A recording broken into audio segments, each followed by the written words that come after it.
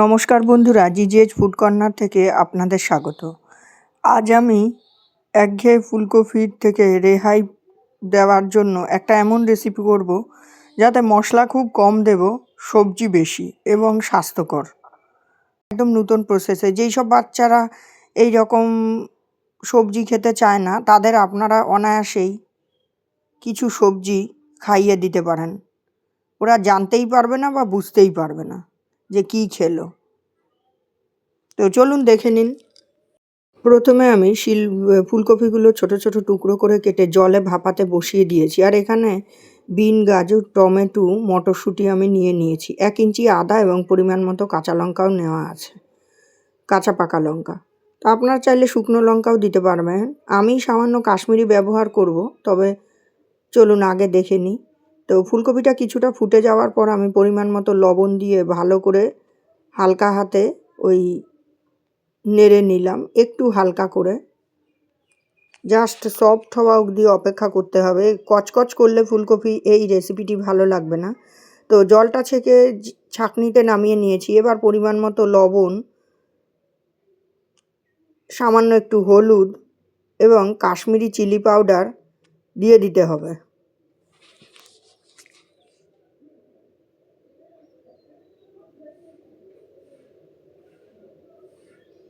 এবার Kashmiri chilli powder দেওয়ার পর পরিমাণ মতো কর্নফ্লাওয়ার দিয়ে খুব ভালো করে হালকা হাতে মেখে নেব, যেন না ফুলকপিগুলো ভেঙে যায়।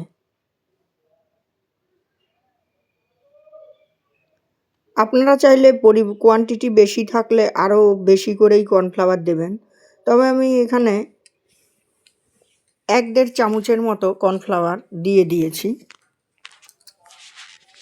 এবার এই অবস্থায় রেখে দিতে হবে। এবার কড়াই সাদা তেল গরম করে, তেলটা গরম হলে আমি প্রথমে 1 চামচের মতো গোটা জিরা ফোড়ন দিয়ে দেব। জিরাটা আমি একটু বেশিই দেব, কেন আপনারা ব্যাপারটা বুঝতে পারবেন।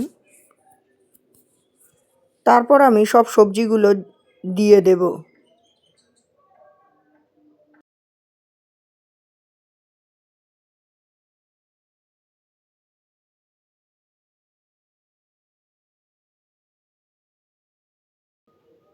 দিয়ে পরিমাণ মতো লবণ, হলুদ দিয়ে হালকা হাতে নেড়ে নিতে হবে।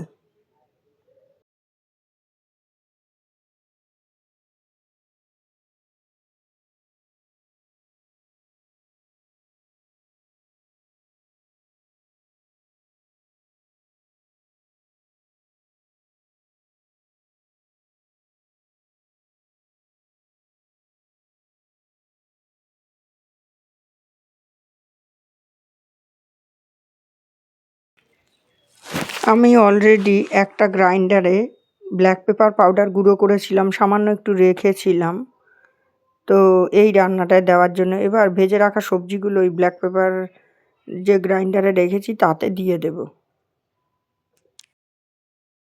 এবার কড়াইয়ের মধ্যে সামান্য একটু জল দিয়ে ভালো করে ধুয়ে পরিষ্কার করে নিতে হবে। এই সুযোগে কড়াইটাও ধোয়া হয়ে যাবে। আর এই জলটা আমি ওই গ্রাইন্ডারে দেব সবজিগুলো পেস্ট করার জন্য, কিন্তু পুরো জলটা প্রয়োজন হবে না।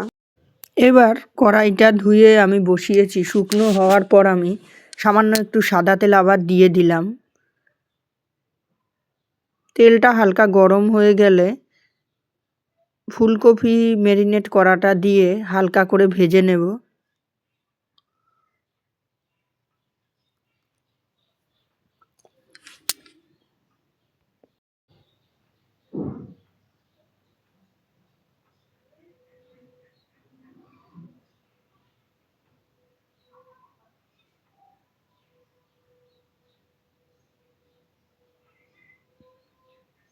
তারপর খুব ভালো করে টস করার পর এদিকে সবজিগুলো ঠান্ডা হয়ে গেছে, আমি গ্রাইন্ড করে নিলাম।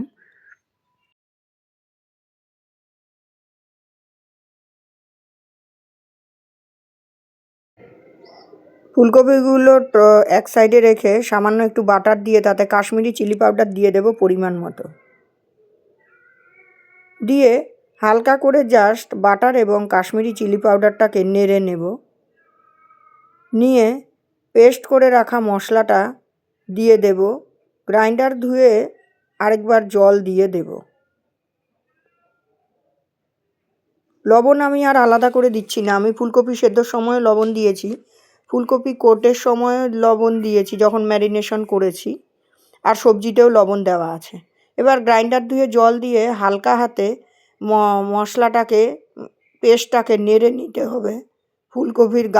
ফুলকপির সাথে হালকা করে নাড়িয়ে নিতে হবে, যেন না ফুলকপি সেটা দেখতে হবে যেন না ভেঙে যায়। এই অবস্থায় ভেজে রাখা মটরশুঁটিগুলো দিয়ে পরিমাণ মতো চিনি দিয়ে দিতে হবে,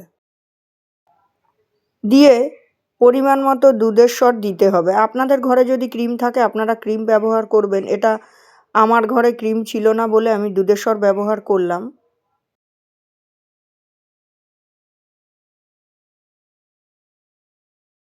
এবার পরিমাণ মতো কসুরি মেথি গুঁড়ো করে দিয়ে দিতে হবে, হাত দিয়ে ক্রাশ করে।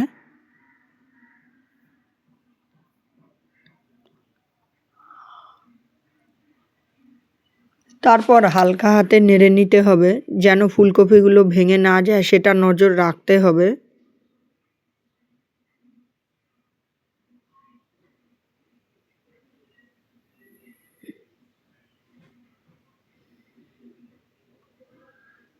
তো তারপর কিছুক্ষণ স্ট্যান্ডিং টাইমে রেখে গরম গরম পরিবেশন করে দিন। আমার এই রেসিপিটি ভালো লেগে থাকলে লাইক, শেয়ার, কমেন্ট করবেন, সাবস্ক্রাইব করে চ্যানেলটির পাশে থাকবেন। ভালো থাকবেন। ফিরে আসছি আবার কোনো নতুন রেসিপি বা ব্লগ নিয়ে। ধন্যবাদ।